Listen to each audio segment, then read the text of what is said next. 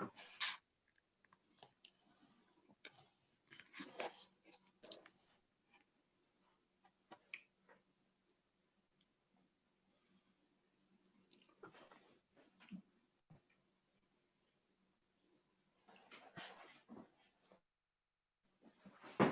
have the We are all buddy? set. Okay. Yep. All right. Good evening, everyone. This is a meeting of the Albany City Planning Board workshop. The purpose of the workshop meetings is to enable the planning board to work with the planning staff to get information about new projects or information about projects that we've already seen but may have been altered or given more detail. The public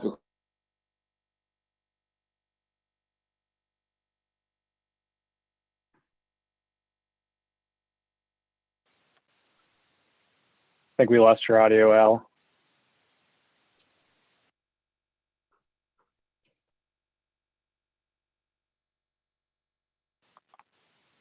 Al, are you still there?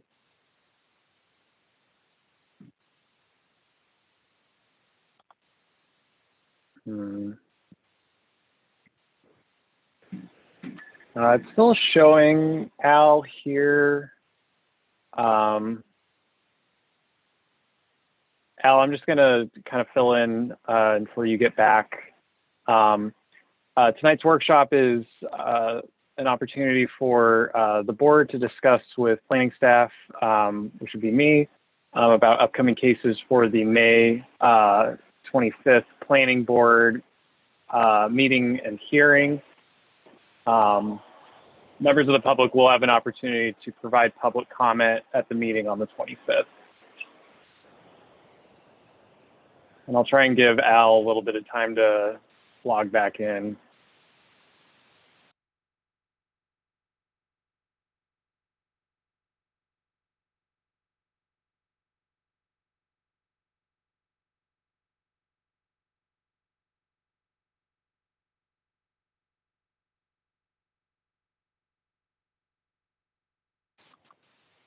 And I guess before we get too far into tonight's meeting, does anyone have a hard stop time on the board or Rob?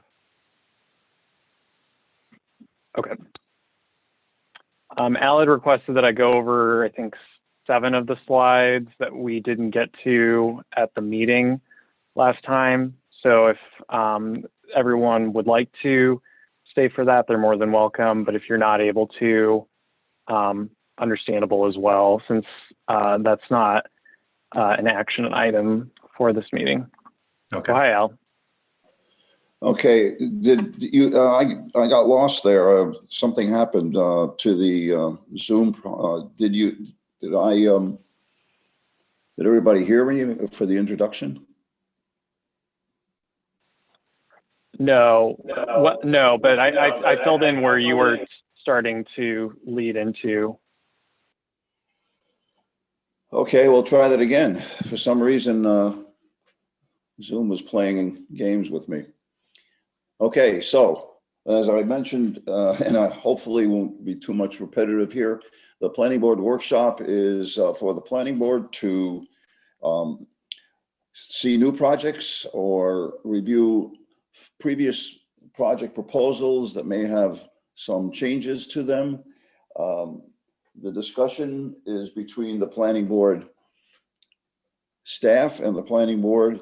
And although the public is welcome to listen in or watch, there is no testimony allowed. From time to time, to clarify, the planning staff or the board may ask an applicant, if they're in attendance, to get a specific clarification. Other than that, though, it's a discussion between the staff and the board.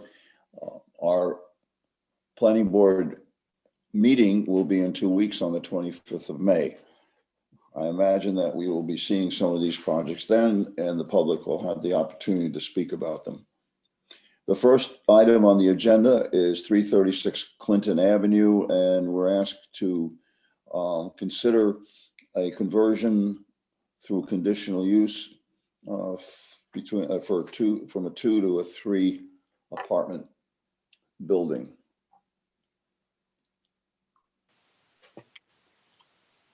Great, thanks, Al. And just for anyone who's on the call as well, we're also joined by Rob McGee, who is from our Corporation Counsel, which is our law department for the city as well. And apologies, Rob, for not introducing you earlier on in the meeting. No worries. So this project is located at 336 Clinton Avenue. It's the building on the left in the picture that you can see right here.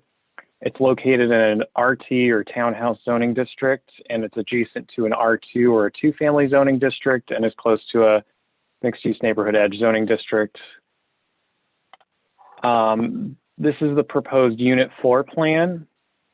This would be located in the basement of the building. The size of the unit is 553 square feet, and it does have ingress and egress through the front and the back of the unit. And then as part of the application, the applicant also provided the floor plans for the other 2 units. The existing second floor unit is 488 square feet. And then the third floor unit plan is 492 square feet. Zach, where are the mechanicals on those? That is a good question. We do have one of the applicants there. Let me see. Marie, are you there?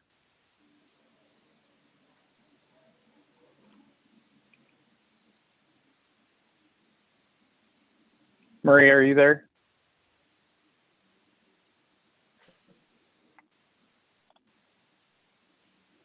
Maria, are you able to unmute yourself? Okay, yes.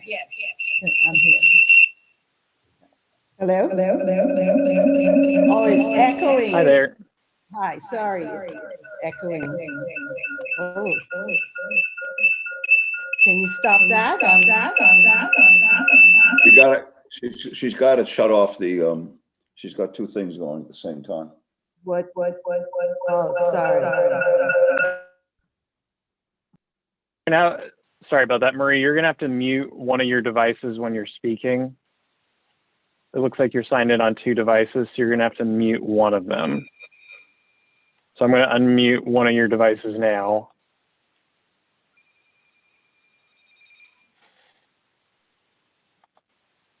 And Zach, just and also when you having it mute on both one device, make sure the device that's muted that volume is turned all the way down or off too. That'll help with the echo.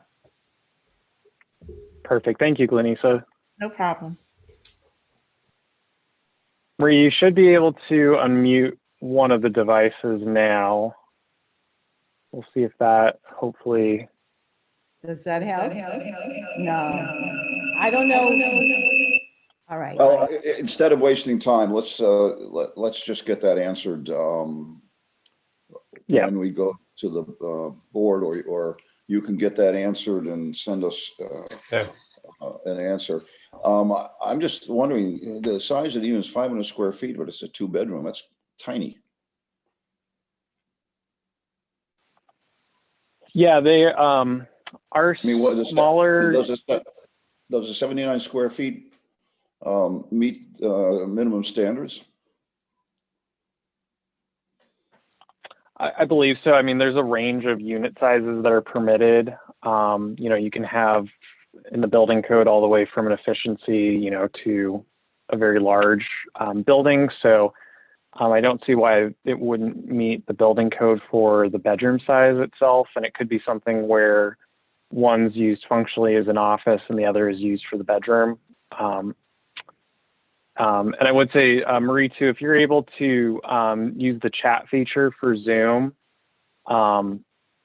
you can always send a chat message to just state where the mechanicals are within the unit as well, if that's easier to respond that way. And Zach, I also have two questions because you gave us an existing second floor and third floor. So my assumption is that they are, well, not assumption. You showed us that the first floor or the basement apartment is where they want to have that apartment. So what's in the basement now? Like, is it a I duplex think it, somewhere and they're converting it? I believe it's unfinished space at the moment. There's, if we go back to the second floor unit plan, I believe there was existing connection from the second floor down into the first floor basement unit, but they're proposing to remove that as part of the project. So there was connecting from the basement to the first. So was it, so you're saying, just so I'm clear, because it sounds like it was a one family or maybe a two family where the basement was one and then the two floors above it were one. Am I right?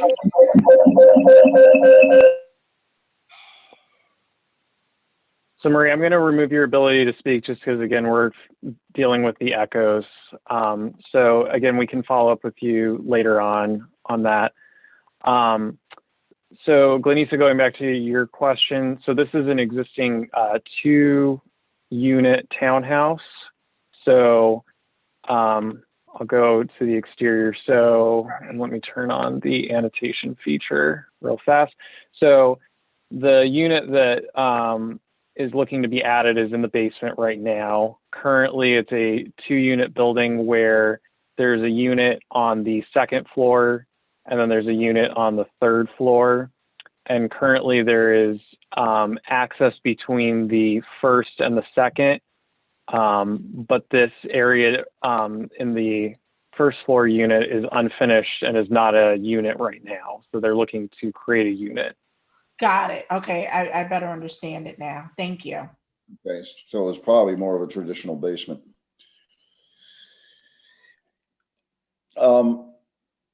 I got, just for disclosure, I received a call,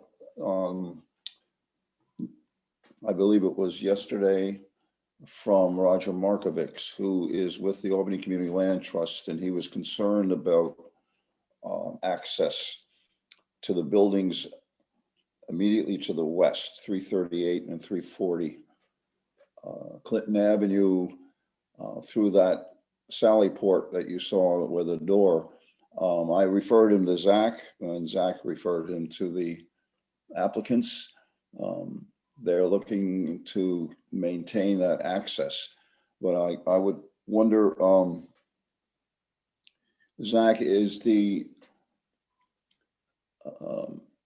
lot line, does it split down the middle of that Sally Port, or is it completely owned by 336? I'm just pulling up our parcel map viewer just to take a look at that.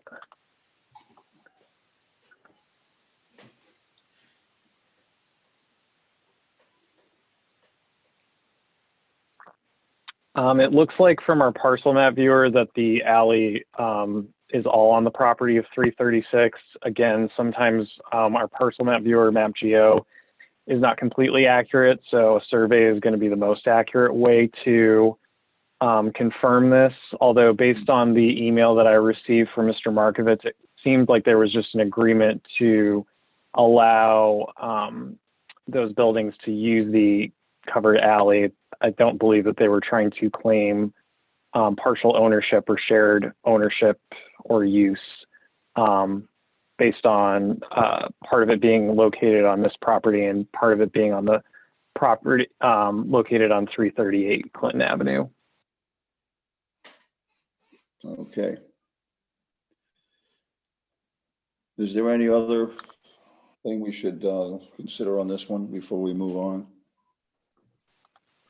I assume it And meets. just to, oh, sorry. I Go was ahead, Martin. That's okay. I just wanted to say that I assume it meets all the other requirements for a basement unit. 50% above grade and the size, height, and all that. Okay. Yep, I do have slides on that if we want to go through those. I know the board saw all of these last month, so I know you are more familiar with these, but happy to walk through them if you would like. No, I'm fine. I just wanted No, to make as sure. long as it qualifies. All righty, we'll move on to the next item.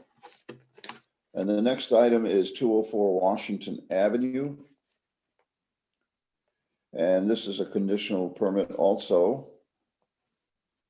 And it's to occupy 1,600 square feet as a hookah lounge. Great, thanks, Al. So this is, these are two photos of the exterior of the property. And again, I'll use the annotation feature. So it's looking at this storefront for the building right here, and you can see it a little bit closer up here at 204 Washington Avenue.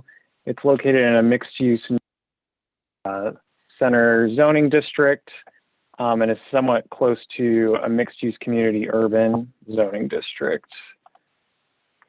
So this is the proposed floor plan for the hookah lounge. And just for the board members and for anyone who's watching tonight, we do classify hookah lounges as bar or tavern because that is the closest use or most similar use within our zoning code.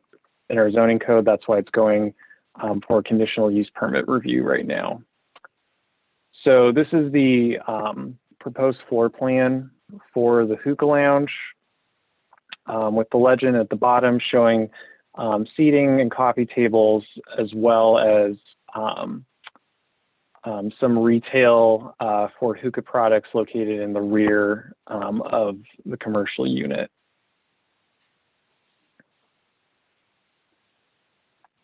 To orient you, this is, I think, one or two addresses to the east of the Mahmoud's Falafel.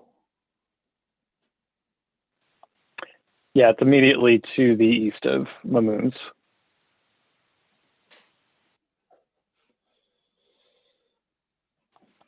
Okay, any questions on this one?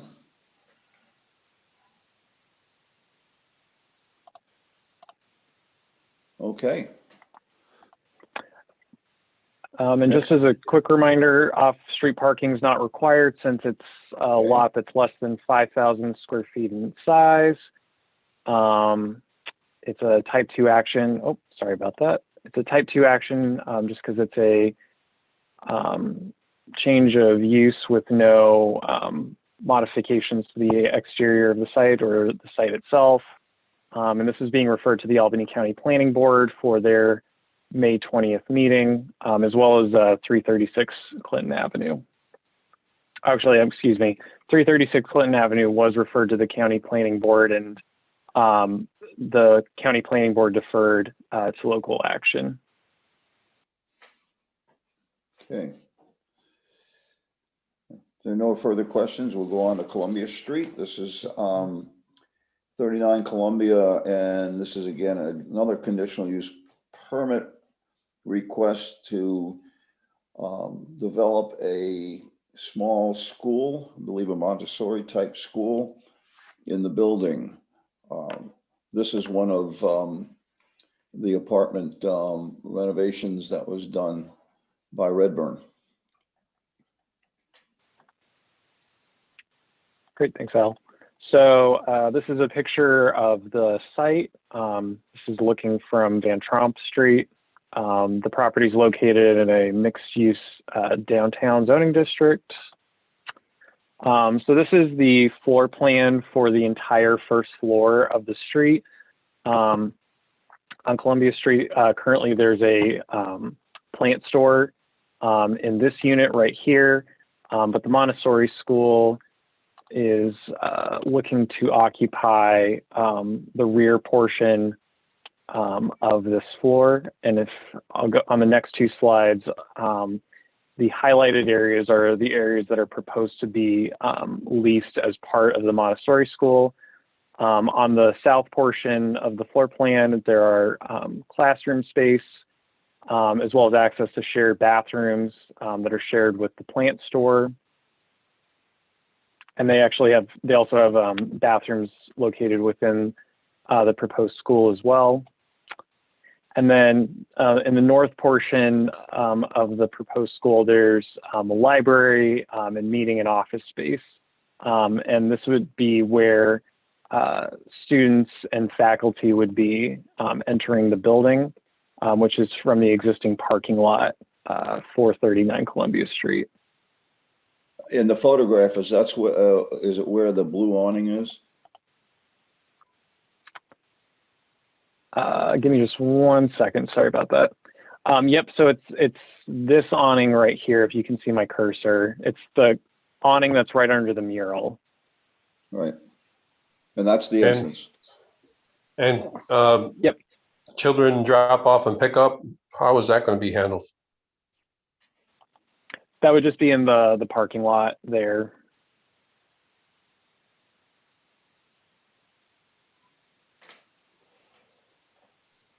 How many students do they expect to attend at one time?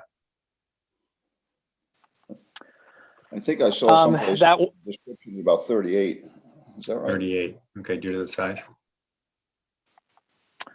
I didn't see in the application, although I think this might be the same Montessori school that applied for conditional use permit review on Central Avenue a couple of years right. ago.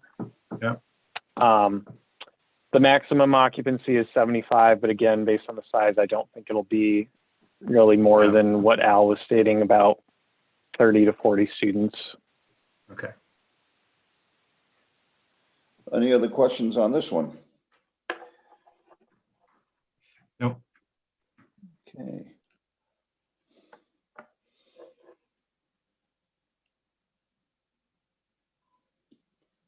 Shall we go on to 11 Spring Street?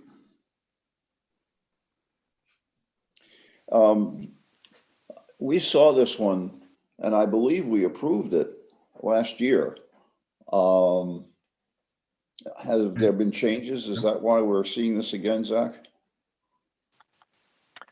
There were some changes that happened, although not much has really changed since the board saw it last. So I think, Al, you might be thinking of 152 Washington Avenue, which is the building on the corner of Washington and Dove, which did get approved. 11 Spring Street, I believe the last time it was before the board was in September of 2019. So they're looking to construct a 5-story multifamily dwelling with 19 dwelling units, primarily providing market rate housing for senior citizens and people with disabilities. The reason why it's been in review for such a long time was because there were some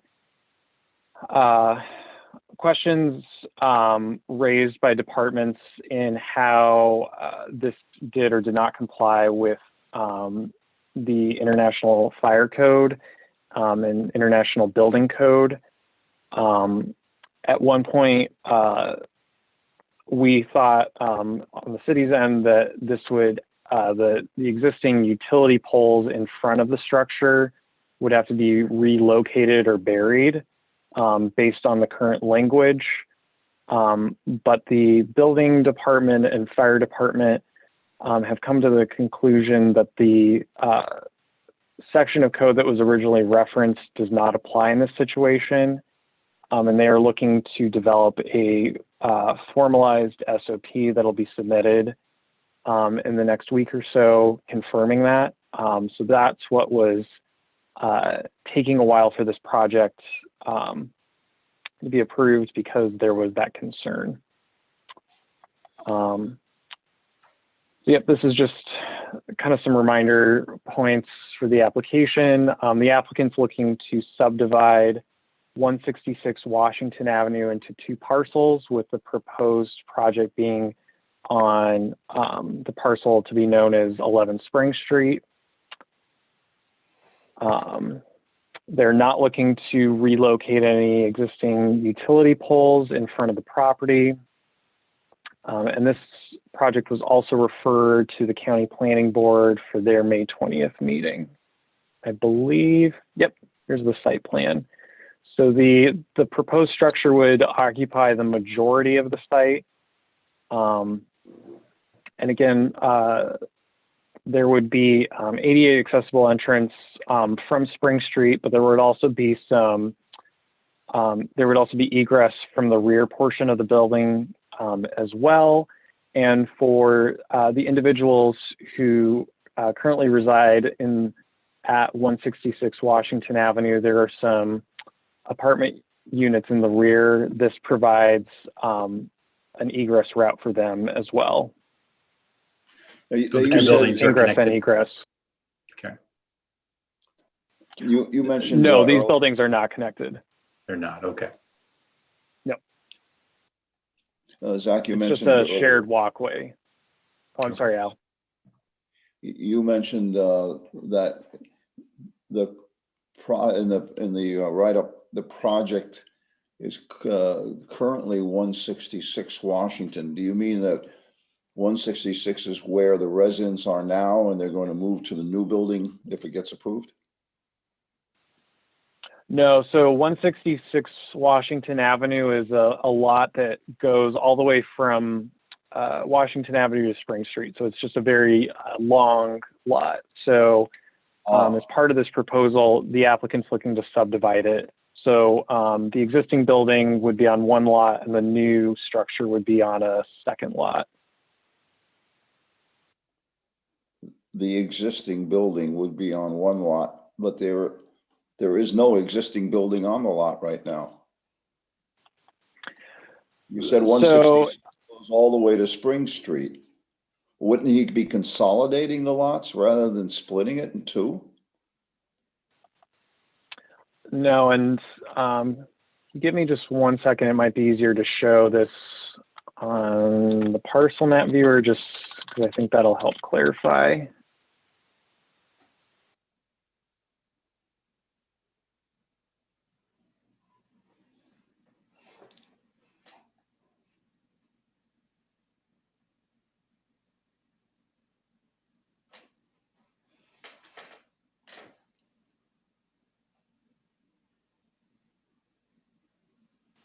Sorry about that. Can everyone see my screen?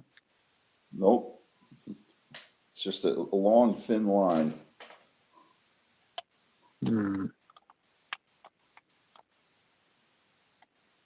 Oh, now we see it.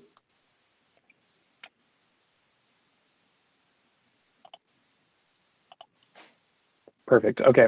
So the lot that's highlighted in green is 166 Washington Avenue. So on this portion right here, there's an existing building. And then in the rear portion right now, there's just a parking lot. So the proposal is to functionally draw a line about here. And we'll change the color so it's a little more visible and make it. So it's basically looking to subdivide the lot so that this portion becomes 11 Spring Street while this portion still remains 166 Washington Avenue. Okay, so it's a parallel line to the streets, not perpendicular. Okay.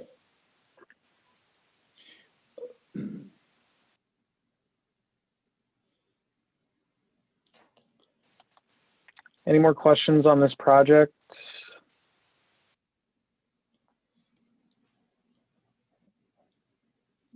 This will be No. a residence for people.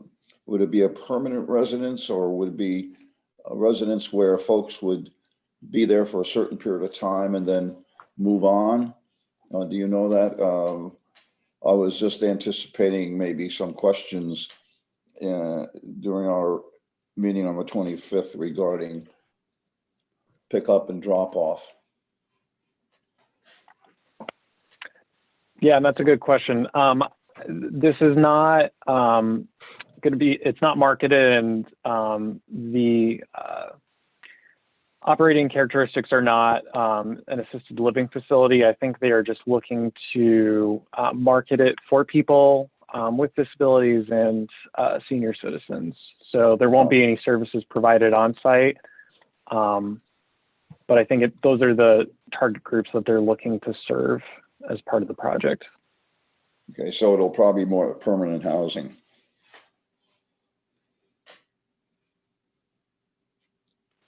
Potentially, but I think it'd probably be best if the applicant spoke to that on the 25th, just to confirm that.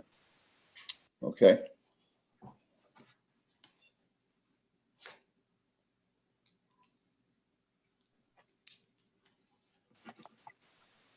Any other questions?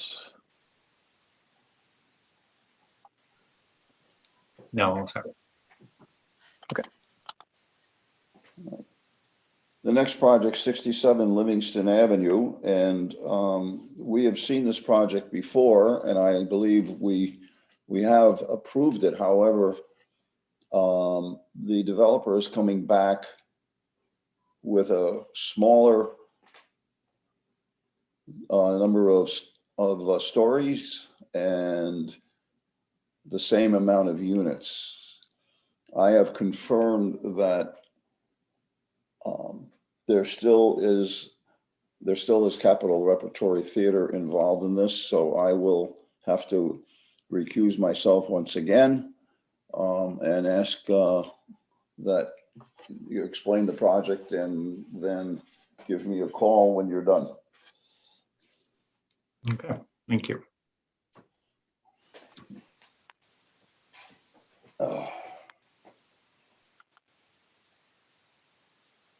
And just to clarify real quickly, the application hasn't changed. I think Al might have been thinking about 191 North Pearl Street, which there is a change. This project has functionally stayed the same since the board last saw it. So here's the site plan as a reminder for the board. It's located at the corner of Livingston Avenue and Broadway, and is composed of 4 properties that are proposed to be consolidated as part of the project. There is going to be a commercial element on the first floor with affordable housing as a component, and then another component for artists' lofts and units for people who are going to be working with CapRep. So basically the largest things that were resolved were finalizing approval with city departments.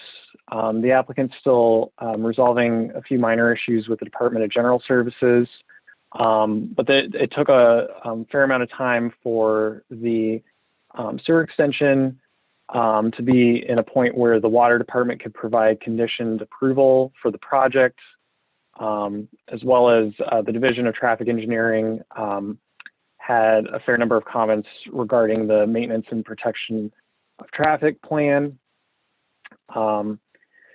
The applicant, since they're not looking to provide on-site parking, has submitted a transportation demand management plan. And as a component of that, they're proposing to provide CDTA universal access membership for residents. That agreement with CDTA is currently under review. We're not sure if it will be finalized by the 25th or not, but if it is not finalized, that would just become a condition of approval that our department would recommend.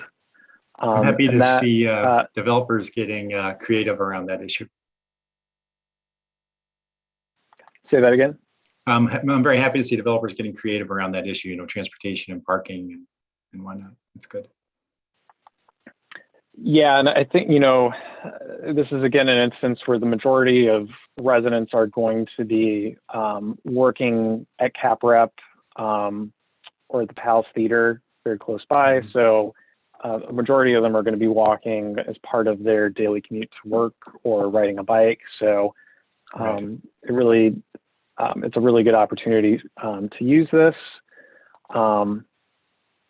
And another larger component, excuse me, for this was the existing structure at 67 Livingston Avenue is proposed to be demolished. But this is a historic structure, and since the applicant is receiving state monies for the project. The project had to be reviewed by the State Historic Preservation Office, who, in conversations with the applicant, has developed mitigation measures for the proposed demolition. So that has also been resolved since the last time this appeared before the board. And this project was also referred to the County Planning Board for the May 20th meeting. When did we last see this, Zach? I believe also in the summer of 2019, although I forget the last appearance, but I believe it was 2019. Is Capital Rep just immediately to the west, or is that Albany Distilling? To the immediate west is Albany Distilling, and then to the And then west of Albany Distilling is Cap Rep. Okay. How many units will the building have? Do we have a rendering or a site plan? Ah, that's right. Here's Just so we don't the actually. site plan. I believe it's 66 dwelling units, although I think A lot.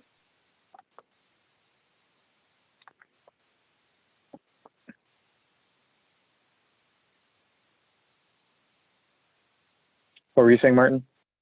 That's quite a few units for a building of this footprint, although it is six stories tall, as you mentioned. Interesting. Okay.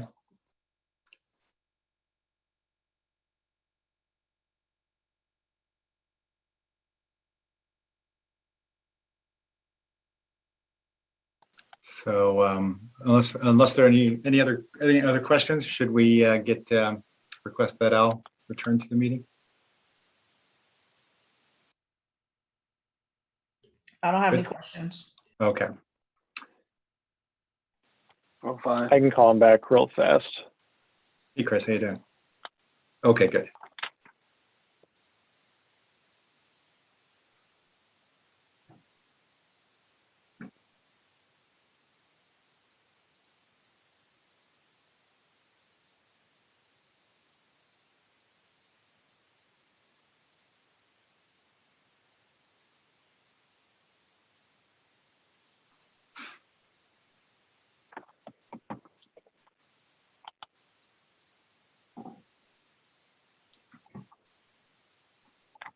Not able to get an answer with Al's phone, so I'm not sure what's going on with that.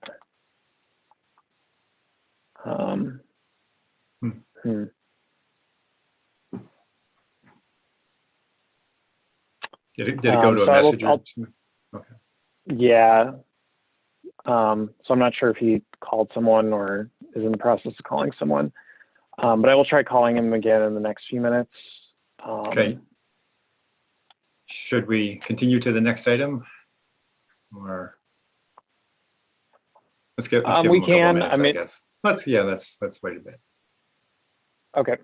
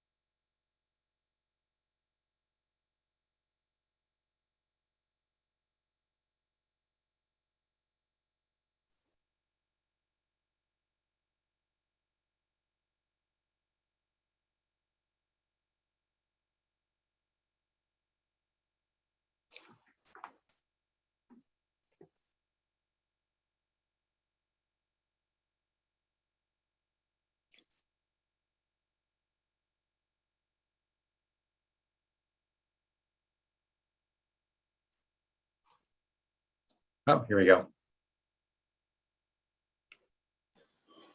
Okay, sorry. My phone doesn't want to seem to answer for some reason. Been having a lot of technical problems here. Okay, 191 North Pearl. This is fathered to the south of Livingston Avenue. I think it's at Wilson Street, and I believe this is a project that we also saw in the past.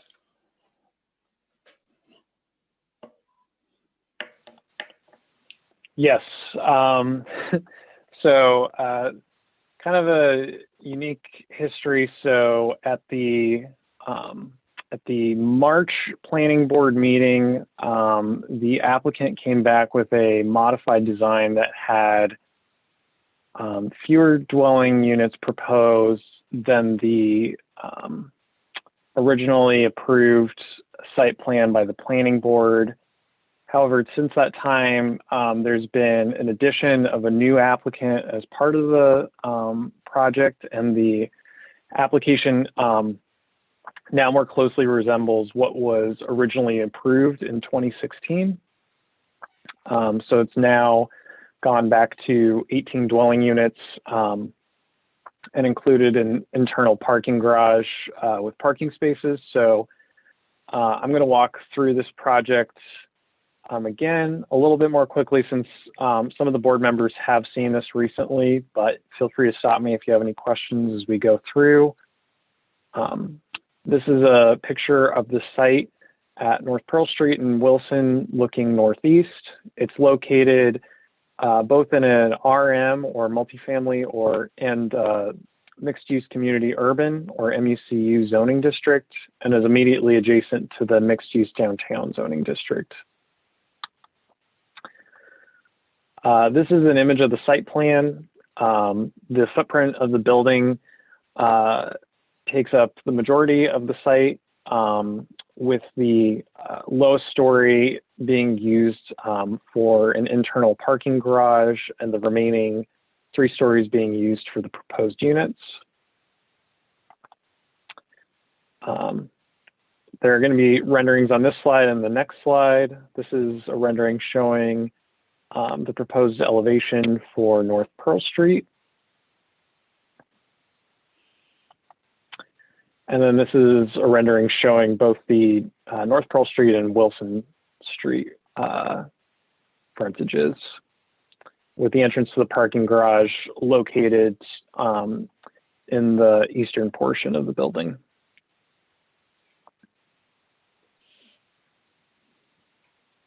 So is this the third rendition of this development that we've seen in this building? Because didn't we see one without a parking garage most recently? Okay. Yeah, so the one in March had a surface parking lot as opposed to an internal parking garage, where the first proposal had a internal parking garage, and this one has an internal parking garage. Okay, that's what I thought. And the exterior looks different in this version, if I remember correctly, right? Yeah, the other one I think was much more contemporary. This one, I guess, is more related to the Victorian structures on Pearl Street, if I remember. The other one was, kind of contemporary. Yeah, I seem to remember the same way. Yeah, I agree. Yeah, the originally approved elevations on North Pearl Street included kind of a false commercial storefront on the first floor, which has been removed in the previous iteration and this iteration. Okay. And then I'll quickly go through the floor plans. Again, this is just showing the garage. And the first through third floors. This building has an even split between 1-bedroom and 2-bedroom units, so 9 1-bedroom units and 9 2-bedroom units.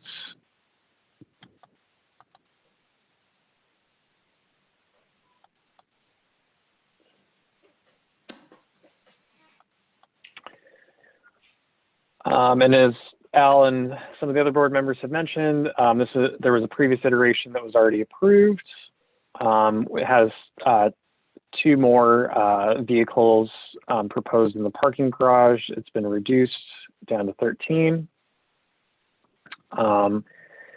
And for the previous iteration of this project, I had drafted a seeker technical memorandum showing how the proposed project would not create any negative environmental impacts that were not already reviewed through the original seeker process. I'm going to modify that in the coming weeks and send that out to the board and upload that to the website so that can be reviewed at the May 25th meeting. If you all have any questions on that or concerns about just doing a technical memorandum confirming that the previous seeker determination still is correct. And then additionally, this project is going to be reviewed by the Historic Resources Commission for exterior modifications, since this is located in a historic district. Any questions on this? When Just one question. Is there elevator access? I don't know if I saw it there. Was it bottom left there? Oh, yeah. Yeah. Right there.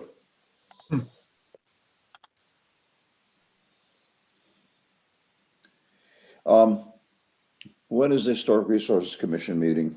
Is it before our meeting? Sorry about that.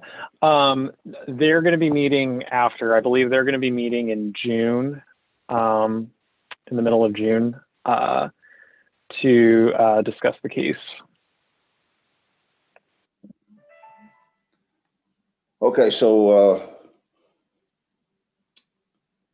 we wouldn't be able to approve it until they review. Is that correct? Yeah. No, excuse me. Sorry about that. The way that we sequence applications is that the planning board would act first, and then the Historic Resources Commission would act or vote after. You as a board would be able to get feedback from the Historic Resources Commission prior to voting. In June, if this project has received approvals from all relevant departments and from the county planning board, but it's likely that the final approval would be after the planning board approval, just because usually that's just how we sequence the review of these applications, and just all applications, if it's going before more than one board. And this is a concept review, so we'll probably be seeing it again in, I guess, July, right? Or June? Probably June. Potentially June or July. It depends on how quickly we can get department comments and feedback from the county planning board. But I would say either June or July. Okay. Any other questions on this one?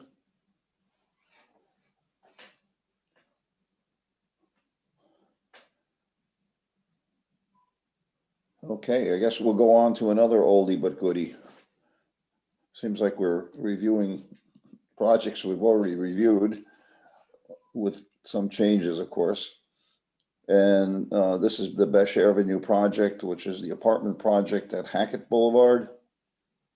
And the dead end Besh Avenue. Great, thanks, Al. So this project has been under review by departments. There have been some modifications that I believe the board has seen at a meeting previously, where there's been some added recreational outdoor space located in the front, which is part of the 10% indoor-outdoor passive recreation space requirement. And there's been some added street trees in the front, which is required for the 1 per 35 feet of linear frontage. And then there's also some screening located on the side lot line for the properties on Crown Terrace as well. So currently the applicant's still in the process of addressing some minor comments from the Division of Traffic Engineering and comments from the Department of Water and Water Supply. There are a few minor things too that our department's looking at just in terms of the internal parking configurations, although that should be easy either to resolve through a waiver request that the applicant will submit, or just through some modifications to the dimensions of the parking stalls for the parking garage. And this project has also been referred to the County Planning Board for the May 20th meeting.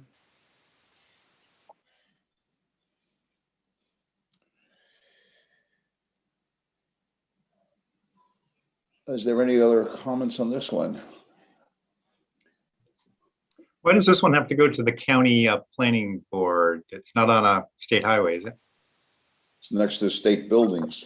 Ah, okay, across the street from the state. Interesting. Yeah, if it's located within 500 feet of a state or county facility, which this is within 500 feet of the Office for People with Developmental Disabilities building located at 40 Holland Ave. So that's why it's being referred. Okay.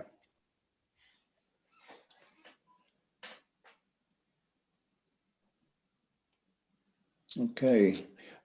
Zach, when you said that they've added screening to the west edge of the property, is that something, what's the detail on that?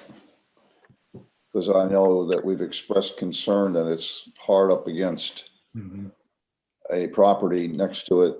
There's a house there, and I know I was suggesting an opaque tall fence as well as trees. Is there any detail on that yet? Yeah, I'm just going to pull up the notes, but I know that fencing is included, and based on the site plan, it looks like there is some vegetative components as well. Let me just look at the notes real fast. Bear with me just 1 second.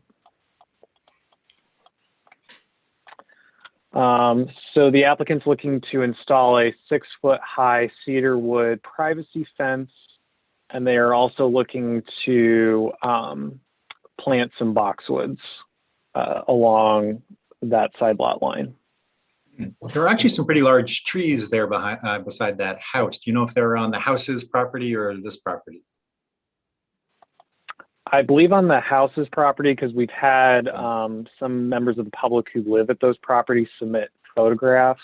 Okay. And some of those trees are certainly located on their property. There might be a few located on 42 or 47 Besh, but I believe the majority are located on the neighboring properties. Okay, so obviously it'd be good to be able to preserve those. I mean, obviously they're on the adjoining property, but there, I suppose, might be some impacts, you know, during construction. Should be careful not to damage the trees. Yeah, and the trees that are at the dead end of Besh are certainly on the applicant's property, and those are proposed to be retained. And those are to the east of the retaining wall that's being constructed. Okay, good. And I also think on the Besh Avenue side that we had discussed having conifers put in so that there'd be a dense screening.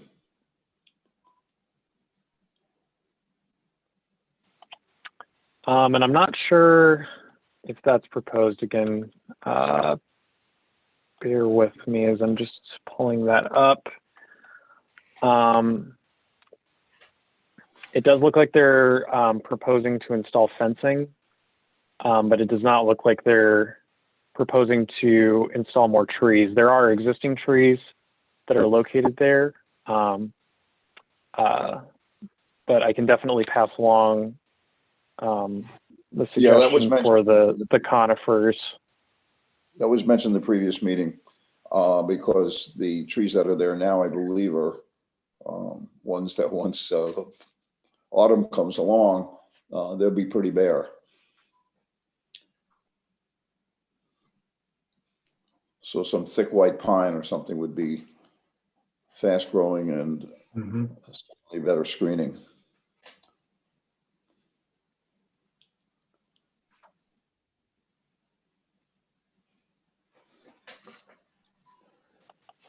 Any other questions or comments on this application? No. Not me. And the applicant just sent a message in the chat saying that they can add those trees as well to fill in the gaps and help block sight of the building. Okay.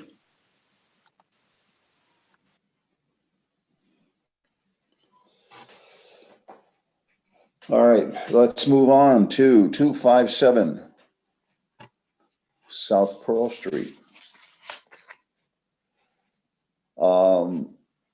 This is a proposal by the Capital City Rescue Mission to develop a dormitory for men.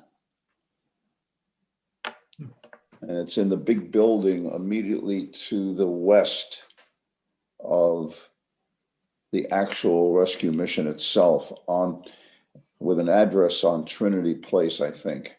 But the building goes on quite a bit deeper to the west. Great, thanks, Al. While the applicant is stating that this is a dormitory in their application, based on the USDO, this is classified as group living other. So they're looking to expand that group living other use, which is a conditional use permit. That's something that'll be reviewed later on in the process, but for this meeting, the applicant's coming for concept review for the major development plan, and then for the seeker lead agency declaration to coordinate the review with the Historic Resources Commission, since this is located in a locally designated historic district. So these are pictures of the project location. The one on the top is showing the intersection of Arch Street and Trinity. And then the photo on the bottom is showing the intersection of South Pearl Street and Arch Street. This is located in the mixed-use form-based South End zoning district. Based on our form-based zoning standards, those only apply to the construction of new principal buildings. And since this is a proposed addition, those do not apply. However, there's a lot of overlap with the standards for historic districts and with form-based districts. So it'll functionally have a very similar review as a result of being located in a historic district.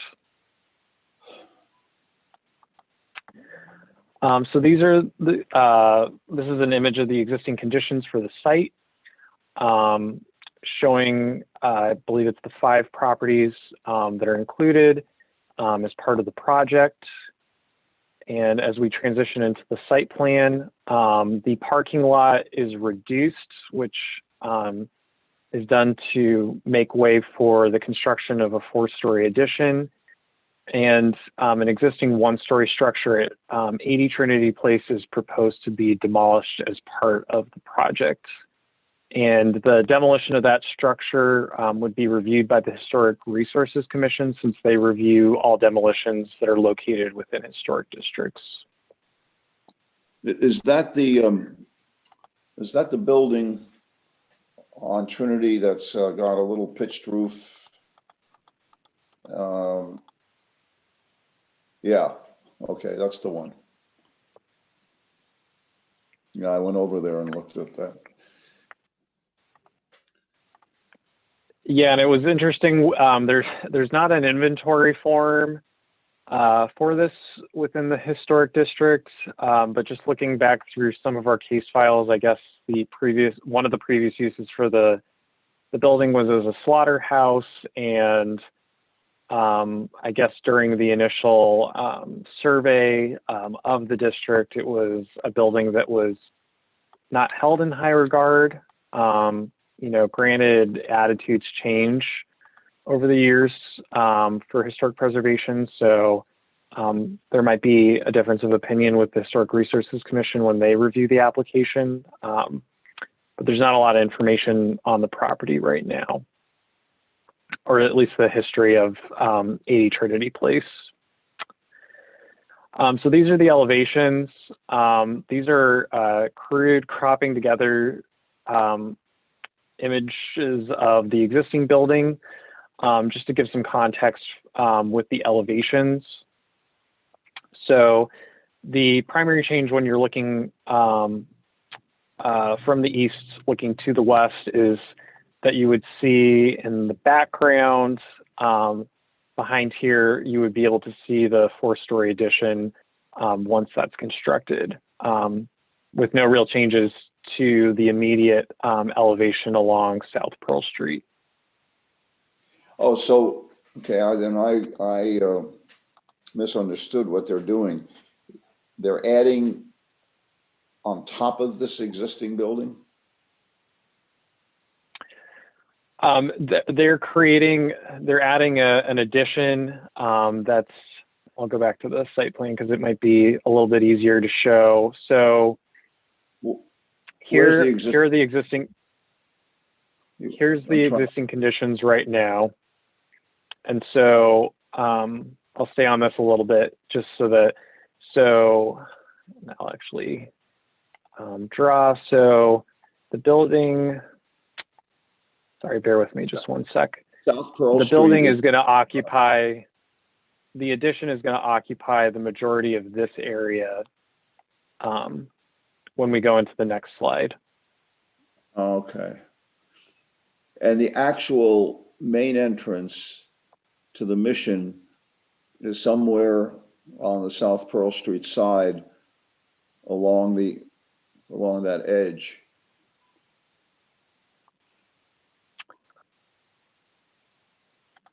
Yeah, let me go back to, sorry about that, bear with me. Yeah, so there's an entrance located on the northern portion of South Pearl Street. And then as you can see in the image on the top, there are entrances as well located on Trinity Place. And there's also going to be a new proposed entrance on Trinity as well for the proposed addition. Okay. Yeah, okay, I understand now. That's the that's the parking lot near the kitchen.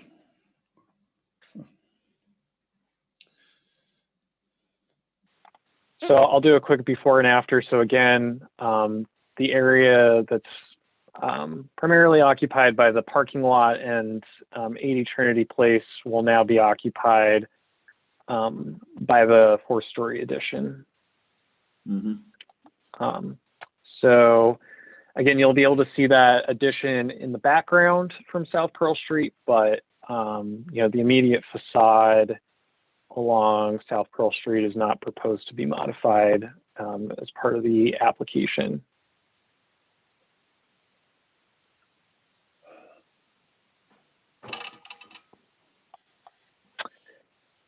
Looking to the west,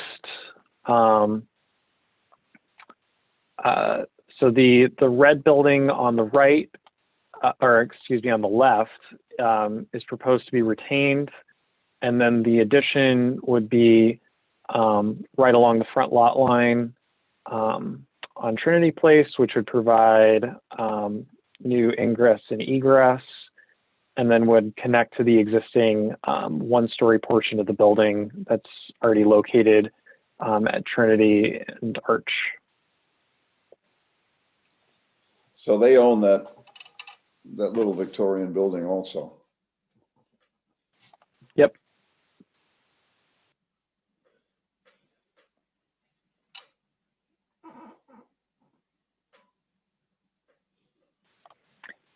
And then on the south elevation, the perspective again is you would be seeing the 4-story addition in the background where there are not any proposed changes directly along Arch Street as part of the project.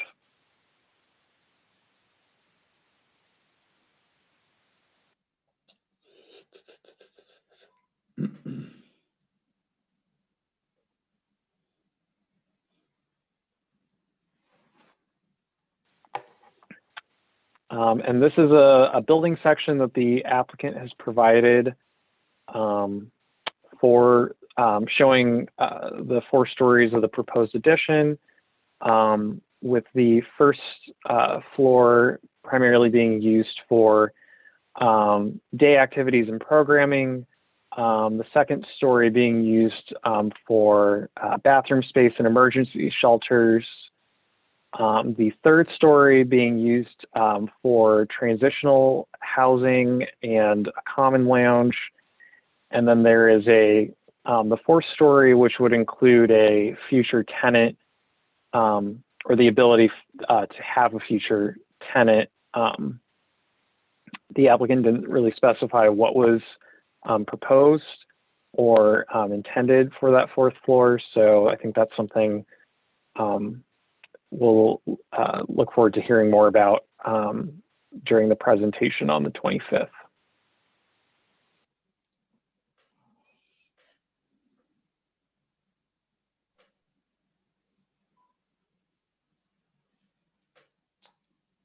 Any other? Okay, what do we have? And these are the floor plans. And again, some of the lines are making it a little bit difficult to read this. So I will try and walk board members and people watching right now through this. I really jam everything into these plans instead of putting them separate. Okay. Yeah, so again, this kind of reflects what we were seeing in the building section before. But again, with the first floor primarily being used for day room space and activities, as well as locker room storage space for people who are staying in the emergency shelter or the emergency portion of the shelter. The second story would be used for the emergency shelter space, and a component of the proposed addition would be moving people from pads on the floor to actual beds, and providing more locker space as well as showers and more space for daytime activities. On the third floor, this is where the applicant's looking to, keep the same number of beds overall, modify a portion of that to be used for transitional housing for people who may have found jobs but are needing more permanent lodging as part of finding housing. So these would create more traditional looking units for people to live in on a temporary basis.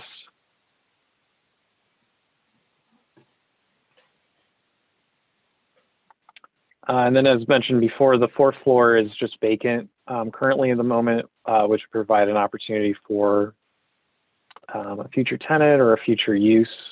Again, I think that's something we'll be hearing more about at the meeting on the 25th.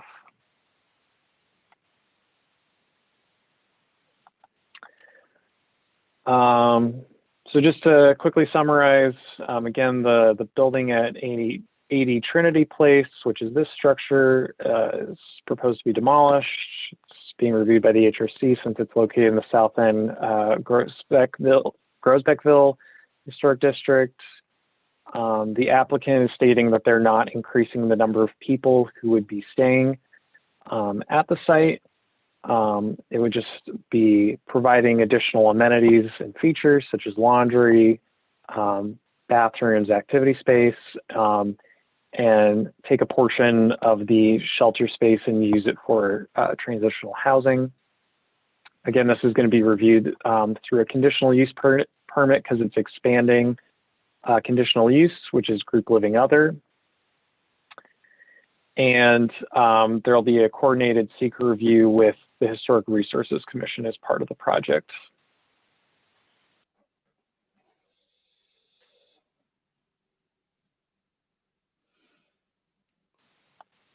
Any other questions, comments on this project? Where do the people staying there currently sleep? Is it in the existing building? Yeah, they have them, basically, it's pretty crowded from what I understand. Okay. There oftentimes are mattresses on the floors. Okay. And those are the folks that would be moved into the emergency shelters. Is there historic preservation from the State Historic Preservation Office? Are they having to review this also for that building? Yeah, so projects are only referred to the State Historic Preservation Office when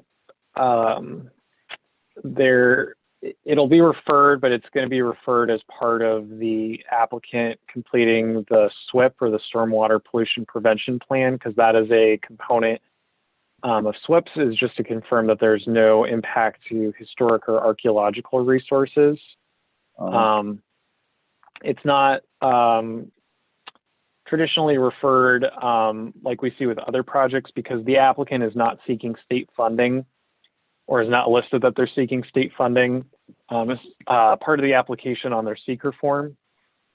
So we will get input from SHPO. It's just through a consultation. And the way that SHPO works with seeker reviews is that they don't declare lead agency through seeker unless it's an action that they are starting.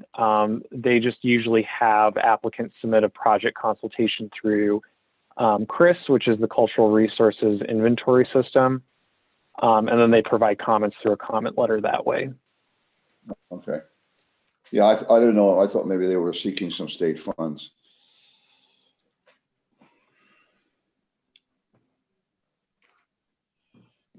Okay, shall we move on to the last one?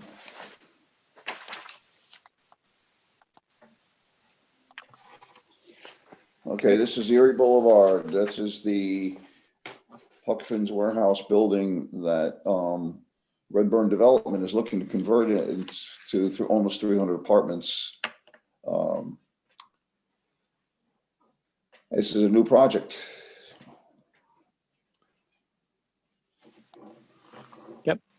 Thanks, Al. So I'm just going to take everyone to pictures of the project location. This is just showing the exterior of the existing Huckfin's warehouse. This includes 4 properties as part of the proposal.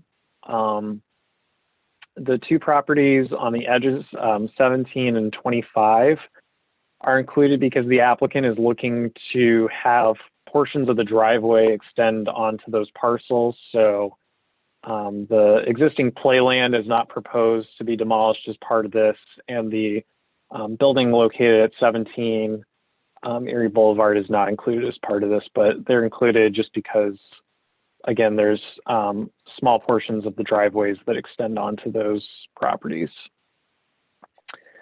This is located in a mixed-use form-based warehouse zoning district and is relatively close to a land conservation zoning district, as part of the preserve area for the state land to the immediate east of 787.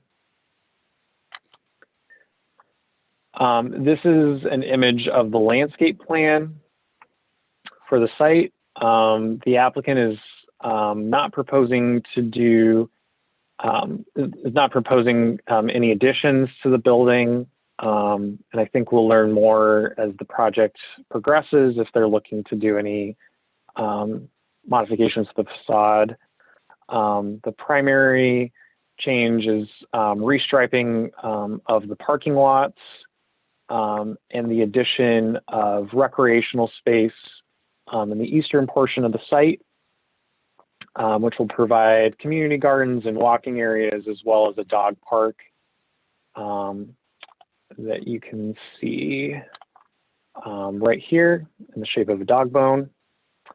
And they're also proposing to install a lot of landscaping as part of that to meet the landscaping requirements for frontage. Again, 1 shade tree per 35 linear feet of frontage. Where is Erie Boulevard, at the bottom? Yep. Okay. And then 787 would be to the north of the these trees on the site plan.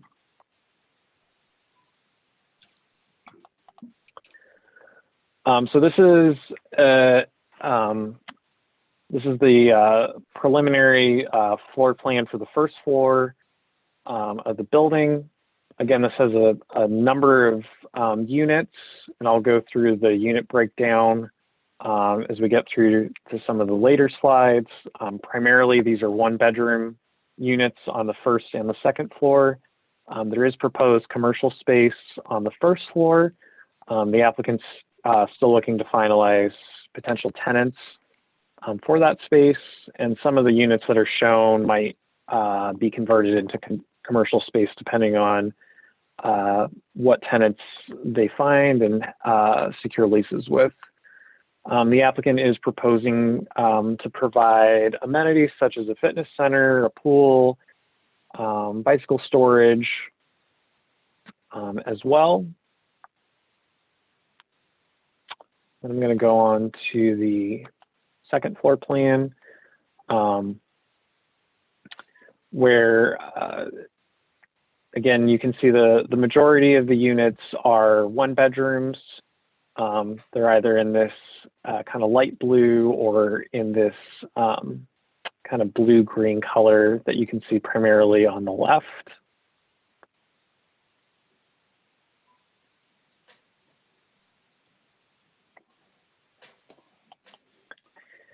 So the applicant is proposed. Oh, I'm sorry, Al. You mentioned commercial space, but where is the actual store that is now Huck Finn's going? Away? It's proposed to go away as part of this. Okay. Interesting. No more Huck Finns? I know, that's terrible. I don't know if they're relocating, but Yeah. I'm sitting on a couch I bought there and a rug. Okay. So there are 281 dwelling units proposed. 18 of them are studios, 22 are 2-bedrooms, and then 241 are 1-bedrooms of some variety. What's the average unit size on these, Zach? They look tiny. Yeah. I was not able to calculate that. I wish I had the time to do What's that, the, but what's that's the something building that size? Was it 243? 298 yeah. or 281, I mean.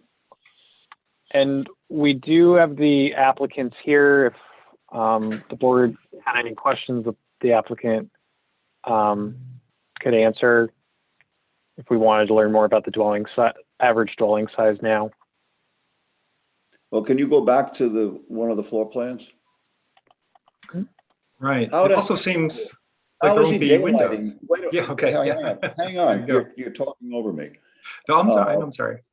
Yeah, we need only one person at a time. How is he daylighting these? I don't, I mean, there's just all these boxes, but I don't see, where are the windows and how do you get to the outside? I I know it's a Yeah. concept plan, but I mean, all that internal green colors and blue colors are all, it looks to me, unless they're just doing skylights, there's not going to be any daylighting. Yeah, especially over on the, well, the left, it's, the halls are very narrow as well. Yeah. So I think it will be a combination of skylights. We've seen other units proposed by the applicant too that don't include windows, and there are some units that have been constructed recently where they don't include windows, but they do include features that may simulate daylight. And sometimes this is popular for people who work a graveyard shift, so that they can kind of have a more natural schedule based on the working hours that they keep. Again, if this is something that we'd like to have the applicant address now, we could allow them to speak. But I don't know if there's any other questions that you wanted me to address or that we wanted to compile for the applicant now. Well, the only other thing maybe Jeff's thought of this, and it seems to me to be an overly optimistic plan because you're sandwiched between the expressway and then railroad tracks and wetlands on a major industrial street. Even though this is part of the warehouse district, it seems to me to be a pretty unfriendly part as far as human habitation goes.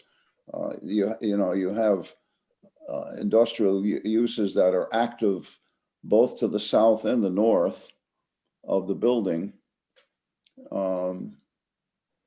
And there seems to be, with the railroad tracks there and the wetlands and a view, at least to the west to the south, I think it's the south, no, to the west, of the backs of some other industrial buildings on Broadway.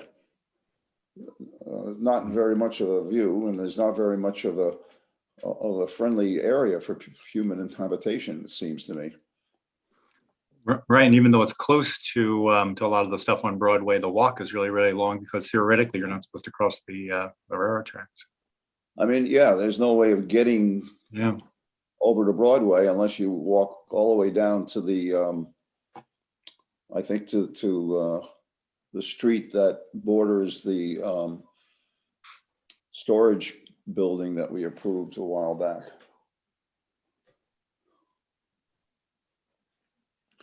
I'd be interested to hear it at the planning board meeting, that's for sure.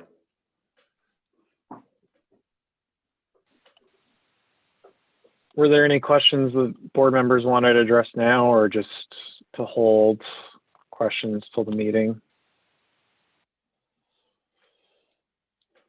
Well, since we got this USDO thing to go over, I'd just as soon wait until we get to the board meeting.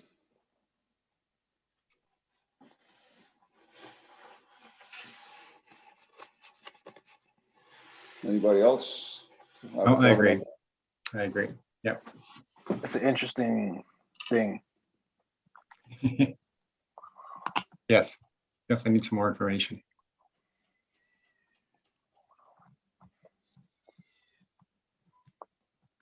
All right.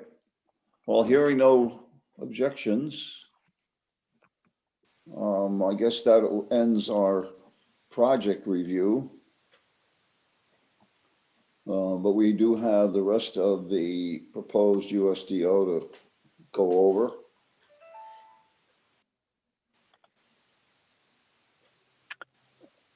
Great, thanks, Al. So, I'm sorry, go ahead. Yeah, I think it was where we left off was page 63, from 63 to 84 or something like that. Oh, I think I had included, I think you had mentioned slide 77 to 84. I'm happy to pull up that previous presentation though, if you would like to include more slides as part of that, or if any other board members had any kind of topic areas that they were interested in. I'm happy to pull that up. It might be actually easier to switch into the old presentation. So if you bear with me just one moment, I'll pull that up and then I can switch so at least the page numbers are consistent for everyone involved.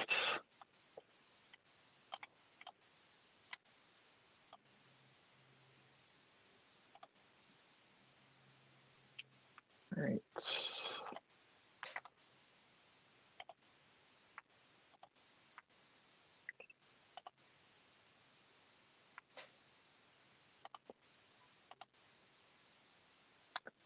All right. Can everyone see the screen?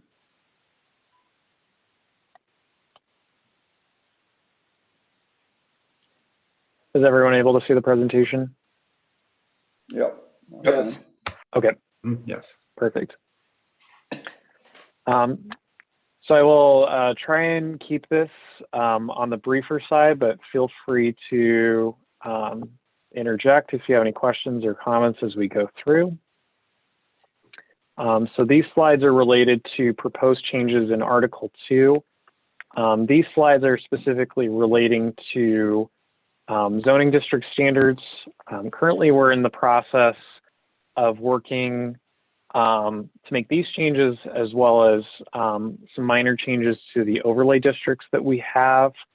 And a lot of this is really just reorganizing as opposed to removing content. So I'll go through some of the highlights for these changes. One of the more exciting things that we did is our consultant, Clarion, for the original zoning code was able to create new axiometric drawings that you can see. They've now shifted from kind of a grayscale to color renderings, which provide a better context for the purpose and feel for zoning districts. So we're proposing to swap those in for all of the existing zoning districts. Sorry, go ahead, Al. That's a great move. I mean, I looked at those and you know, you really get a much better view of and a better contextual view. And I think it's going to be easier for the people who are proposing projects, whether it be a small one or a large one, to really get a better feel as to what is being looked for and requested.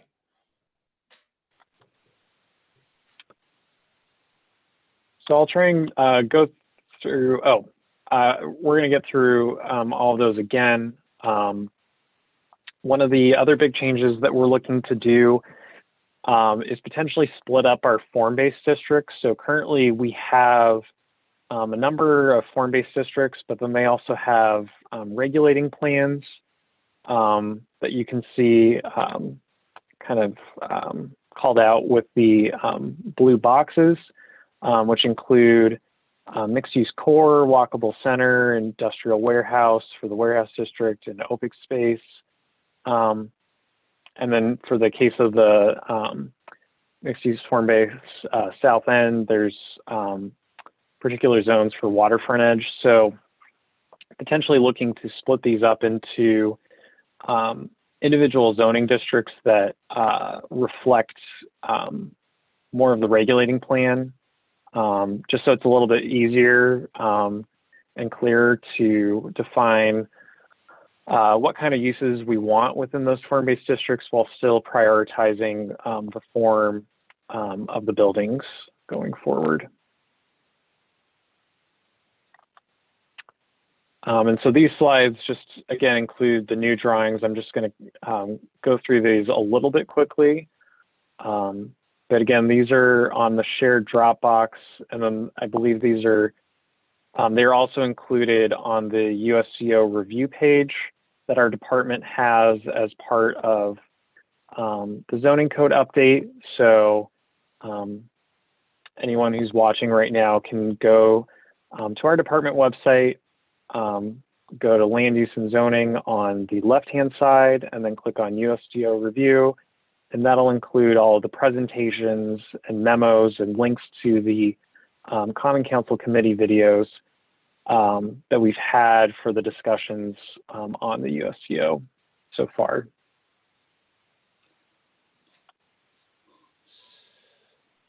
I got to tell you that rendering on the mixed-use community highway is certainly a, I don't know if we'll ever achieve that, but that is certainly a nice rendering with all Yeah. those trees. Exactly.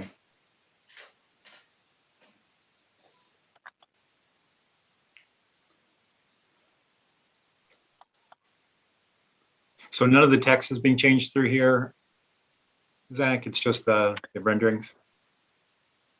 Some of the text will change, and I'm going to go back just a little bit. I see some. As part of the zoning code amendment, we have been proposing to remove the use of the word family and replace that with unit. Mhm. So some minor changes on that just to reflect those changes. You know, and there will be some text changes if we do end up with this round of updates, creating the new form-based districts and separating those out, as well as the proposed change to separate the land conservation zoning district into two zoning types, one being PK or park, and then NA, which would stand for natural area. So those would probably be some potential changes, but nothing that large. Yeah, you changed, I think, residences to dwellings too. Yeah, just trying to clear up a lot of the language where, you know, either something's not defined or it just creates some ambiguities. So just trying to streamline the process overall is a really big goal and intent as part of this update.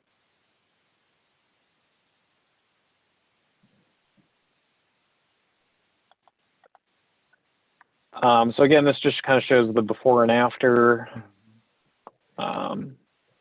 for this.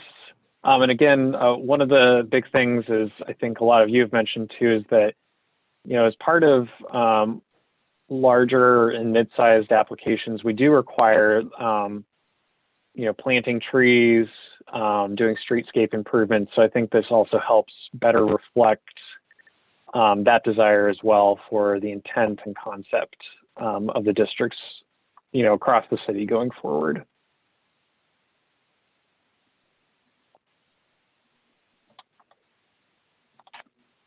So another thing with the districts, we're removing the references to all the individual sections of the code just because it's a little redundant, because all of the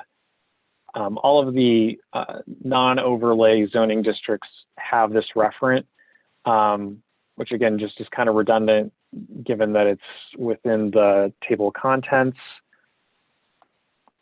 And we're also looking to remove the specific dimensional standards for each of the districts, since they're already included in Article 3 of the USCO, but we are looking to provide some graphics just to show, you know, what lot area looks like when you're looking at one of these axiometric drawings.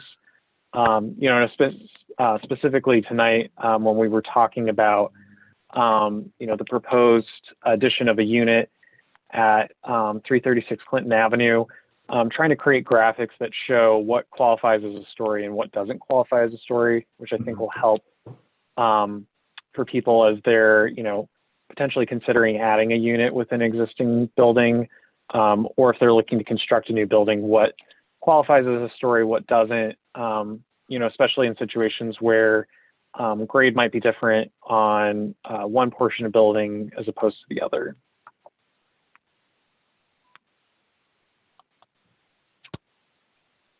We're also taking some of the district standards and that are existing and just better reflecting that within the permitted use table. So the example that's shown in orange is referring to portions of a ground floor or basement of a residential structure that was physically constructed or adapted to accommodate non-residential uses. They're allowed to be used for certain commercial uses. So as of right, that can be for specialty retail, offices, or personal or business services. And then as a conditional use, that can be a restaurant. So we're looking to take that content and then plug it into the permitted use table. So this would be adding C for conditional use or P for permitted use, but adding a footnote just stating that this is limited to pre-existing storefronts and that the use can't be expanded beyond those areas after the effective date of the USDO or 2017. Actually, 2015, excuse me.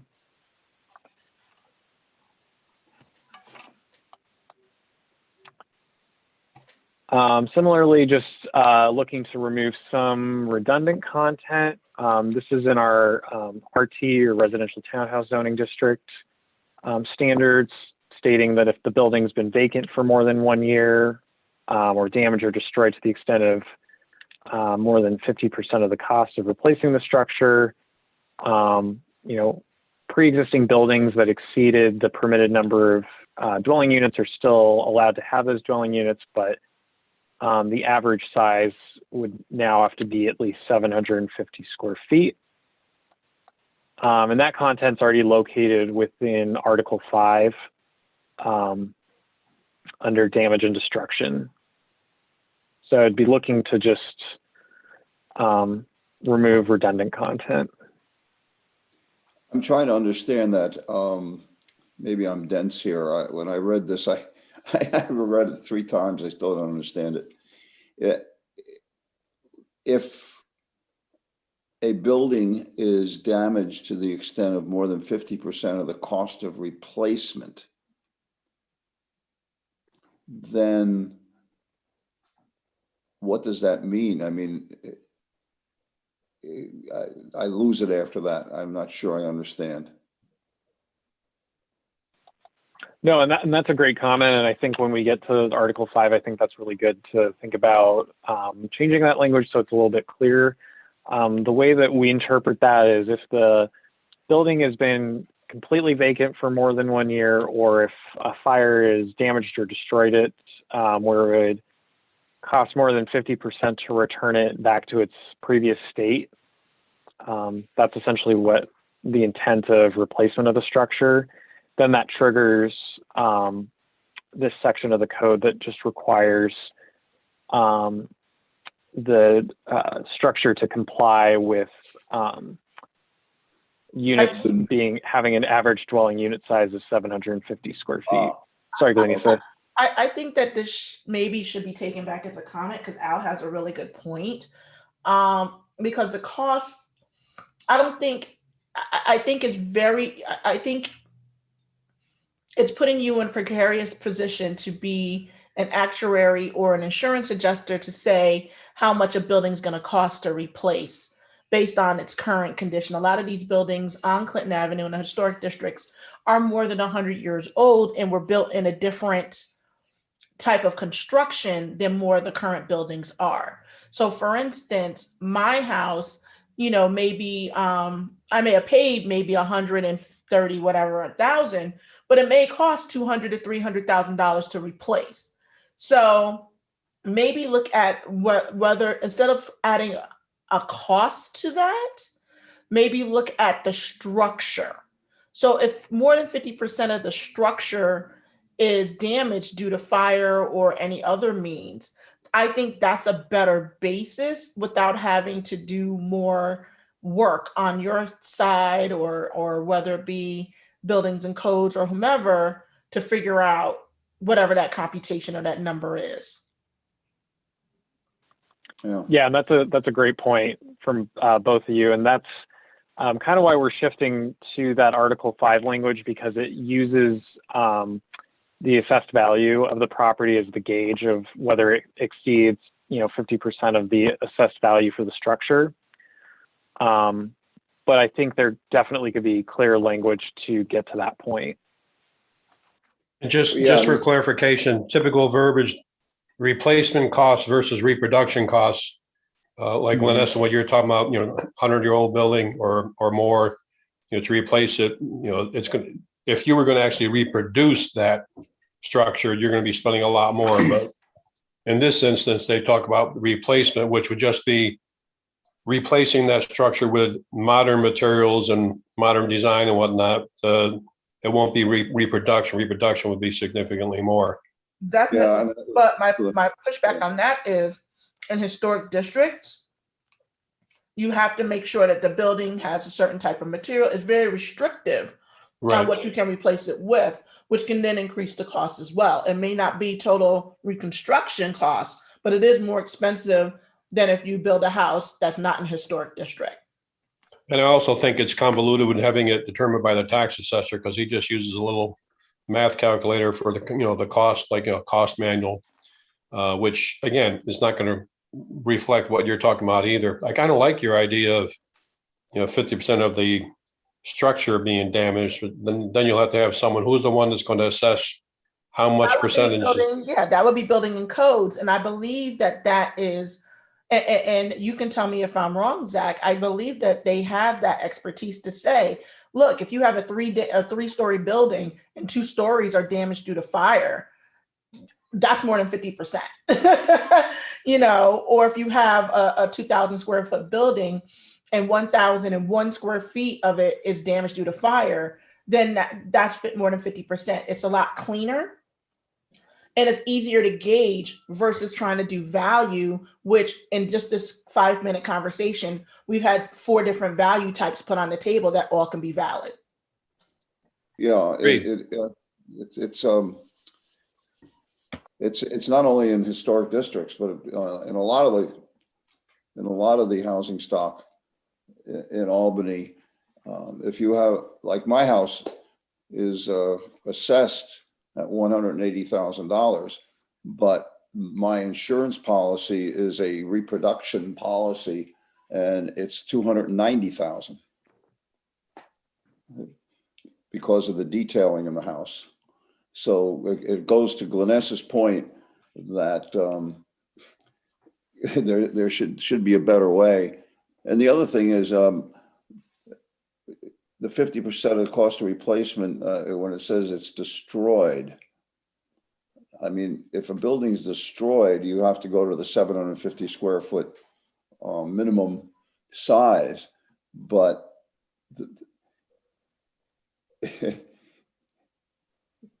I guess it's okay to keep that word in. I was just wondering if it makes sense to keep that word in there. Yeah, and I think, again, as you're all bringing up, I think this is a really good opportunity for us to wordsmith so that we're coming to some consensus of what makes sense, what doesn't make sense. In practice, a lot of times what we do is we will either receive an application for development plan review or through a building permit, and the applicant will state the cost of repair on the permit or on the application, and we will refer that against the assessed value for the structure. And so if it exceeds 50% of the assessed value for the structure, then the applicant will be required to comply with the current USDO standards for the zoning district. Whether that is the preferred or best method going forward, I think that's really good to discuss, and again, figure out potential options that make sense. But I think overall it just makes sense to change the language, because again, as Glenessa was saying, it's coming up with multiple interpretations, which is confusing for different reviewers as well as people who are just reading the code who may not be as familiar with it.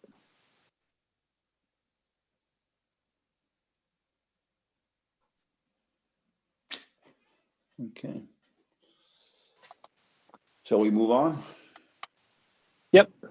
And we'll have an opportunity to go over Article 5 at a later date too. So I will pass that along and be thinking about that as we move forward. But we can hopefully come back with some modified language to see if it addresses those comments. I'm sorry, Zach, I must have missed something. What are we referring to when we say article? So as part of the updated zoning code, we've now created, it now better reflects the structure of the rest of the city code. Okay. And actually this might be a good opportunity just to show you all and to show members of the public the new code. Do articles replace sections in the old USDO? Yeah. Basically, yeah. Let's see. Are you all able to see my, oh, wait. There we go. Okay, I think you're all able to see this now. Yes. So the initial process for doing the updates to the USDO was renumbering to match the numbering and formatting for the rest of the city code. So that's been done. So there are new code reference as a part of that. And that's what we'll be referring to going forward. So the content in the previous PDF hasn't changed. It's just the numbering has changed right now. The content is what we're currently working on with the Common Council to update. So as Martin was asking, this is now broken into articles. So Article 5 relates to administration and enforcement. So that's under Section 375-506.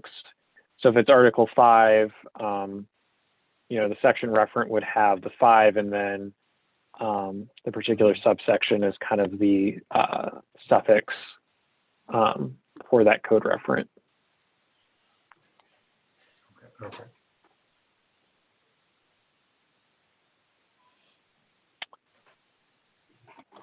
So I'll go back to the PowerPoint, but we can come back to this if people have questions about the new numbering or how to get to the new copy of the USDO. So another thing that we're working on is moving and potentially modifying the conversion standards for converting either a single family detached dwelling to a 2-family dwelling in the RT zoning district, and then, or excuse me, in the R2 zoning district, and then converting 1 and 2 family townhouses to 2 or 3 family townhouses in the RT zoning district. So there's multiple instances that refer to conversions within the district standards, as well as the use-specific standards for 2-family detached dwellings. So looking to move that to Article 4, and Article 4 relates to development standards. So finding a new home for that. So it makes a little more sense, specifically since this isn't relating to the use. The conversion standards are primarily relating to certain dimensional requirements or features within new units. So we're looking to move that, but then also potentially discussing adding some new review criteria, as well as potentially removing it as a conditional use permit, but potentially just adding more stringent standards so that this can be done on an administrative level since I think all but one of the proposed conversions have been approved, and the one that was denied didn't meet the conversion standards, and that was why it was denied. We're also looking to remove the exemptions from some requirements for properties located on Clinton Avenue. Just because it was a little unclear why Clinton Avenue was the only one that was excluded from certain requirements. So looking to remove that as part of this process. I'm just going to check the next slide real quickly. Nope. Okay. Did anyone have any questions or comments for residential conversions? Mm-mm.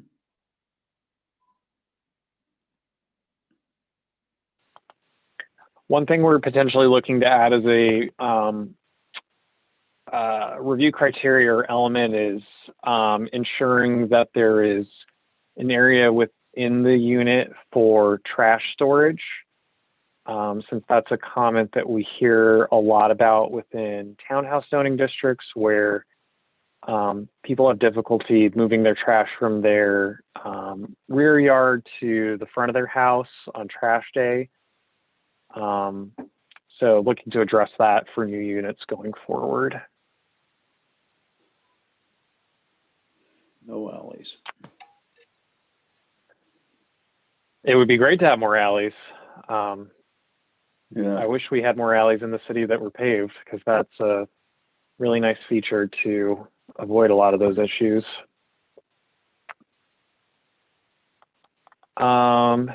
Again, this is just showing that the form-based districts that we're looking to potentially modify and split those districts up into separate districts of their own. So from the 4 form-based districts we would have, those would transfer into 6 different types of form-based districts. Some of them would be, kind of specific to the waterfront for the form-based South End or warehouse area of the warehouse district. And then I believe the neighborhood general designation within the regulating plan is specific to the Midtown form-based district. So looking to add those as potential districts. And then, as I discussed last week, looking to split up the land conservation zoning district into both park and natural area, and split the special purpose kind of category into industrial and open space to better reflect that industrial zoning districts have very different kind of land use considerations as opposed to open space areas. Form-based core, the new designation, is for what area? I'm going to go back.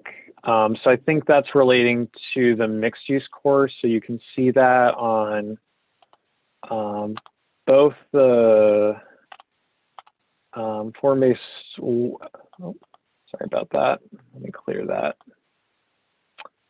You can see that for the form-based warehouse district, it's kind of this maroonish color. Okay. So looking to prioritize walkability within those Okay, so areas. it's a function, not a geographic part of the city.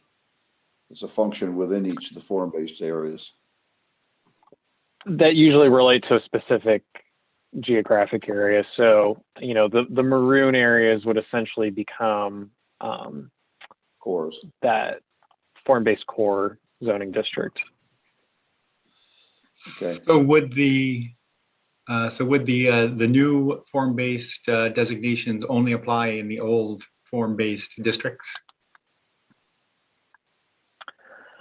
I think for now, just for simplicity, because we're looking to do this as an update, I think as we go forward, there might be more areas of the city where we feel it's warranted to transfer those into form-based districts. So I think this makes it a little bit easier to do that, because a lot of these are very context or they're very neighborhood specific in their naming and kind of intent. So this, I think, will help expand opportunities to expand form-based districts within the city. Okay.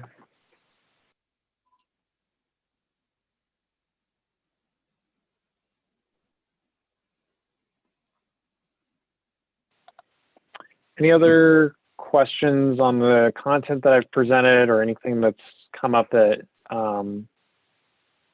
that you thought about as a part of this conversation that we should be thinking about for the updates?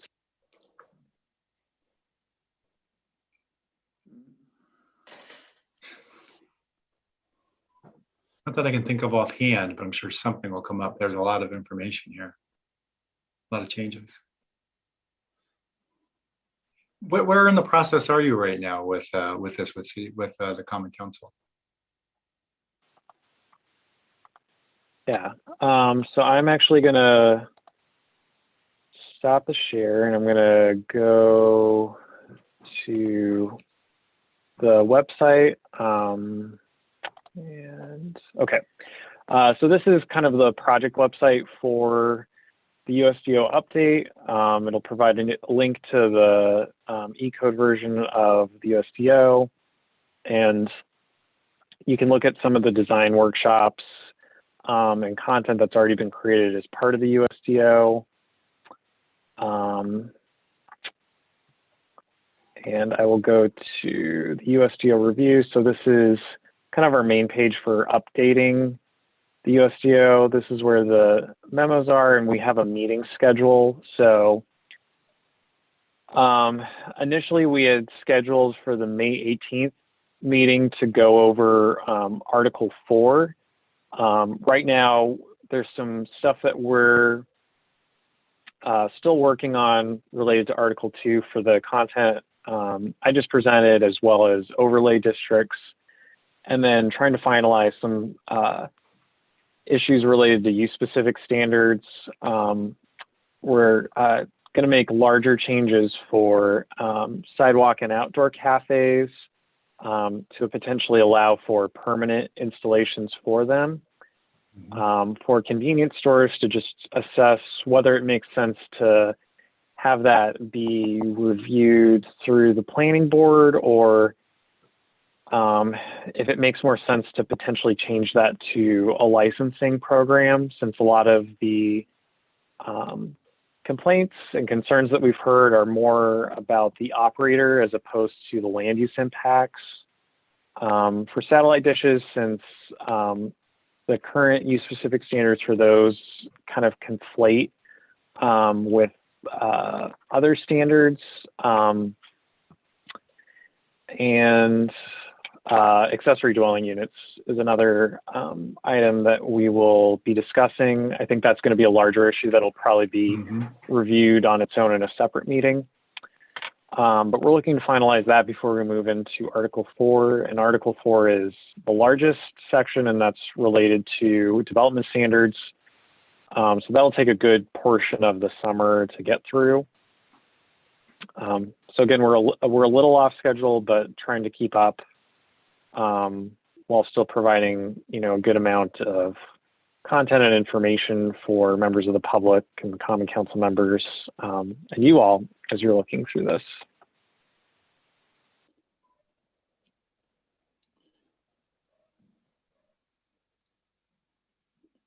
And is the Common Council, depending on the Planning and Land Use Committee to do, I mean, you note that in the second column, it's all the committee that's reviewing this and working with you on it.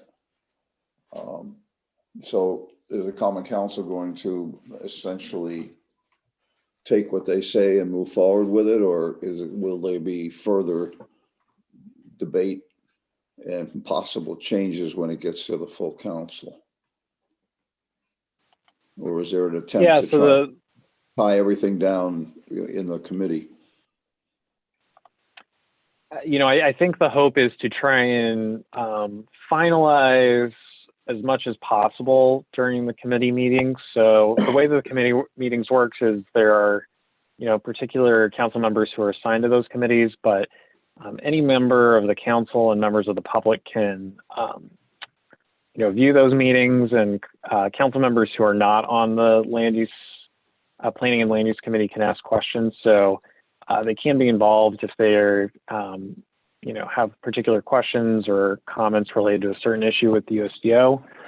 I think, on June 30th, we are scheduled to present to the Common Council caucus, just showing the status of the USDO changes so far. But primarily, most of the work is going to be done with the Planning and Land Use Committee.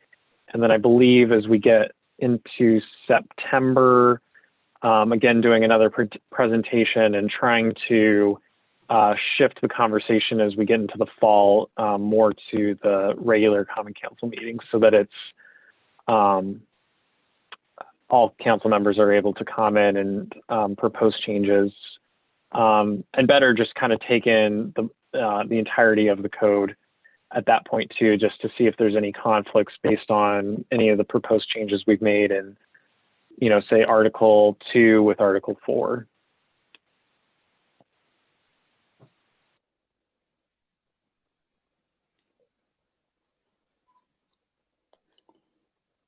One very specific thing, please make sure that you clean up the language on the amount and percentage of landscaping so it conforms to what we have been working on and approving.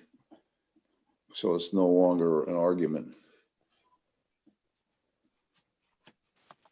Yeah, that's something that we're looking to do in Article 4, since that's a standard in there. And I think just to better delineate what our lot coverage or impervious lot coverage standards are, as opposed to percentage of the site that's dedicated to landscaping, or percentage of landscaping that must include green elements.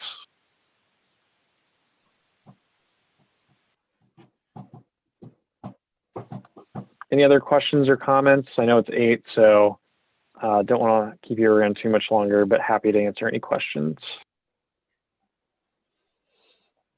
I think I'm good for now. Anything else? No. All right. Zach, is that it for the zoning proposal? That's it for now. We are working on stuff for the overlay districts. That's not finalized though, and we haven't presented that to the Common Council. We are going to be doing that next Tuesday. So I'm happy to present that at the next planning board meeting or at the next planning board workshop, if depending on how you all feel. I think it's going to be a relatively long meeting for me, so it might make sense for the next workshop, but yeah, I think it does. Yeah, the overlay districts are important because it's a large part of the city. So we should pay some attention to that. All right, if there's nothing else, then I'll declare the meeting adjourned. Excellent. Thanks very much. Take Thank care, you. Al. Take care.